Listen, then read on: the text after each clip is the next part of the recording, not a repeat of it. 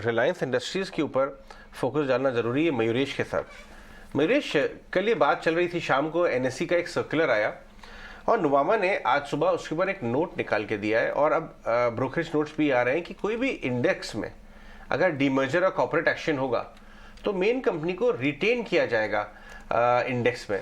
पहला क्या होता था, इनफैक्ट बाकी सारे स्टॉक्स में भी, मिड कैप्स में भी होता है कि जब जो कि कोई भी डीमर्जर और कॉर्पोरेट रीऑर्गेनाइजेशन हो रही होती है तो उस समय के लिए मेन कंपनी लिस्ट करना बंद हो जाती है, ट्रेड होना। इसकी वजह से अगर ये ना होता तो $3 बिलियन का आउटफ्लो हो सकता था रिलायंस इंडस्ट्रीज में, लेकिन ये सफाई आई है और नुवामा ने एक नोट निकाला है। मयूरेश, आपने देखा है ये? Absolutely Ajay, and I absolutely agree. I think ये नए सर्कुलर से आई थिंक जो एक डर था कि अगर Reliance because of this corporate announcement शायद इंडेक्स के बाहर जाए, ये शायद ना हो, और इसलिए आई थिंक जो आउटफ्लोज की आप बात कर रहे हैं उसका इम्पैक्ट शायद प्राइस पे ना हो। मुझे लगता है I think that is a positive development. और on top of that I think जो नतीजे आए थे, obviously I think O2C outperform quite significantly. थोड़े मॉडरेशन जरूर देखे जा सकते हैं, बट रिटेल जिस हिसाब से ग्रो हो रहा है, my own take in terms of ARPU increases that can happen over the next couple of quarters, ये I think retail oriented businesses को I think अच्छा खासा मजबूत रखेगा। And the best part of their statement post numbers, Ajay ji, was that कि overall जो net debt to EBITDA है उसको हम 1.5 times के ऊपर जाने नहीं देंगे। तो I think जो debt का खतरा रहता है रिलायंस के ऊपर with the new capex projects that they have got, green hydrogen हो and otherwise, with this statement I think a lot of fear should get allayed in terms of net debt to EBITDA levels not exceeding 1 or 1.2 times.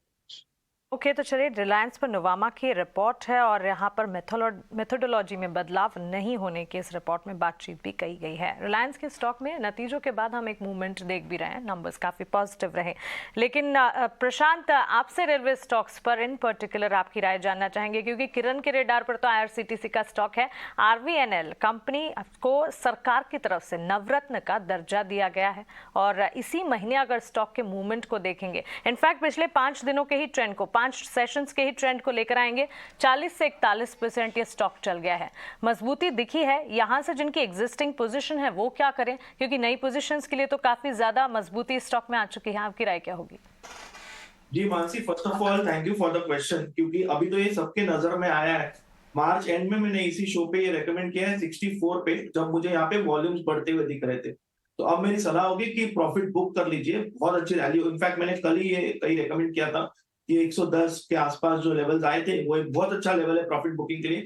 अब जो news flows आ रहे हैं, यानी ये नवरत्न में जाना वगैरह, ये क्लियर इंडिकेशन है कि प्रॉफिट बुक कीजिए। अब जो लैगार्ड बायर्स होते हैं वो सिस्टम में आएंगे तो नॉर्मली एक कूल डाउन होगा स्टॉक। तो मेरे हिसाब से प्रॉफिट बुक करना बिल्कुल एक लॉजिकल स्टेप होगी। उसके बाद नेक्स्ट मूव के लिए वेट करेंगे, ये कहां तक कूल डाउन होता है 90-95 के बीच, और फिर डिसीजन लेंगे। बट फिलहाल definitely level to book profit.